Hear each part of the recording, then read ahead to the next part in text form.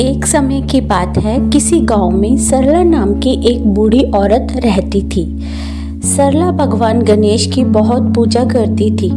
सरला के दो बेटे थे, दोनों ही अपनी गृह गृहस्थी में खुश थे। सरला की बस एक ही इच्छा थी कि उसे मरने से पहले भगवान गणेश के साक्षात दर्शन हो जाएं। वो इसी भक्ति भाव से गणेश जी के मंदिर रोज जाकर प्रार्थना करती। एक दिन सरला मंदिर में भगवान गणेश के दर्शन कर रही थी, तभी वहां पर एक साधु बाबा आए। उन्होंने सरला को प्रार्थना करते देखा। सरला भगवान गणेश से कह रही थी कि हे भगवान, मुझ पर कृपा करो, मरने से पहले मैं आपके दर्शन करना चाहती हूँ। बस मेरी यह आखिरी इच्छा है, पूरी कर दो प्रभु, मेरी आखिरी इच्छा पूरी कर दो। तभी साधु महाराज बोले, माई, यदि आपने मोक्ष की प्राप्ति करनी है और प्रभु के दर्शन चाहती हो तो तुम्हें गणेश जी के नाम से तीर्थ यात्रा करनी चाहिए। भगवान गणेश के सभी मंदिरों के दर्शन करने चाहिए। प्रभु को समर्पित होना पड़ता है, तभी प्रभु की प्राप्ति होती है। तब सरला ने साधु महाराज से कहा, बाबा, यदि ऐसा है तो मैं अवश्य ही भगवान गणेश के नाम से तीर्थ यात्रा करूंगी और इनके प्रत्येक मंदिर के दर्शन भी करूंगी। सरला ने घर आकर अपने बेटों को तीर्थ यात्रा पर जाने की इच्छा बताई तो सरला के बेटों ने उसके तीर्थ यात्रा पर जाने का सारा प्रबंध कर दिया। बेटे ने टिकट लाकर अपनी माँ के हाथ में रख दी और उसके जाने का सारा प्रबंध बेटे और बहुओं ने कर दिया और कहने लगे कि माँ, आप अकेले कैसे यात्रा करोगी? यदि आप हम में से किसी एक को साथ ले जाते तो अच्छा होता।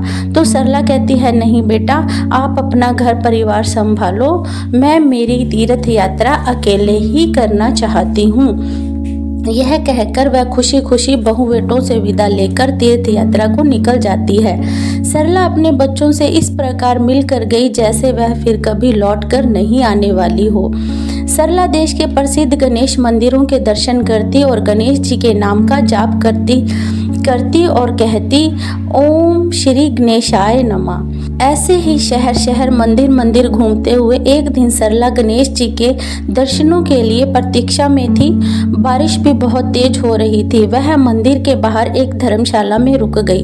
वहीं उसकी मुलाकात दो अन्य महिलाओं से हुई जो उसी की तरह बूढ़ी थी। सरला उन महिलाओं के साथ एक ही कमरे में रुक गई और वे आपस में बातें करने लगी कि अब तो बस बारिश रुक जाए और भगवान के दर्शन हो जाए। तब एक दूसरी औरत ने कहा, ठंड हो गई है, कंबल निकाल लेती हूँ। तो दूसरी महिला ने कहा कि हाँ, मैं भी अपनी चादर निकाल लेती हूँ। मेरे बेटे बहू ने मुझे बहुत ही महंगी चादर ला कर दी मेरी तीर्थ यात्रा के लिए। वे दोनों अपने अपने कंबल और चादर की कीमतों के बारे में बातें कर रही थी। सरला भी उनकी बातें सुन रही थी। वे दोनों बूढ़ी औरतें अपने अपने घर परिवार की बातें कर रही थी और वहीं पर सरला भगवान गणेश के नाम का पाठ कर रही थी। गणेश जी यह सब अपनी दिव्य दृष्टि से देख रहे थे। वे उन तीनों की परीक्षा लेने के लिए एक भिखारी के रूप में उनके सामने प्रकट हुए और कहने लगे, माई, मेरे बारिश में सारे कपड़े भीग गए हैं। अगर आप मुझे कंबल या चादर दे दें तो आपका बड़ा भला होगा।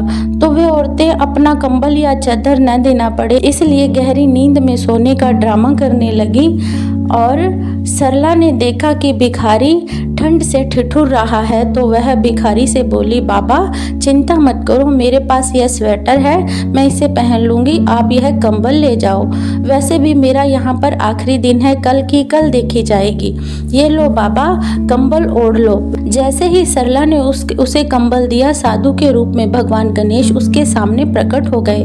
दर्शन पाकर और उन्हें अपने सामने देखकर खुश हो गई।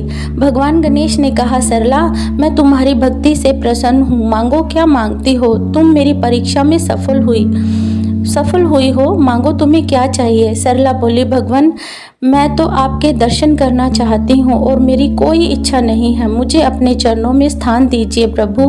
सरला ने जैसे ही भगवान गणेश के चरण छुए, उसके प्राण पंखेरु उड़ गए। सरला को लेने के लिए स्वर्ग से विमान आया जिसमें उसकी आत्मा भगवान गणेश के साथ स्वर्ग लोक को चली गई। अगले दिन उन दोनों औरतों ने सरला को जगाने की बहुत कोशिश की, पर सरला तो प्रभु गणेश में विलीन हो चुकी थी। बस उसका नश्वर शरीर ही धरती पर पड़ा था। था उसकी आत्मा को मोक्ष मिल गया था। आसपास के लोगों ने देखा तो सबने यही कहा, सरला तो भगवान के द्वार चली गई। वो दोनों औरतें मंदिर में दर्शन करके अपने अपने घरों को चली गई। सरला के बेटे बहू सरला का अंतिम संस्कार करने आए और वो जानते थे कि माँ की आत्मा को भगवान गणेश ने मोक्ष प्रदान किया है। तो बोलिए श्री महाराज की जय। हे गणपति जी महाराज, जैसे आपने सरला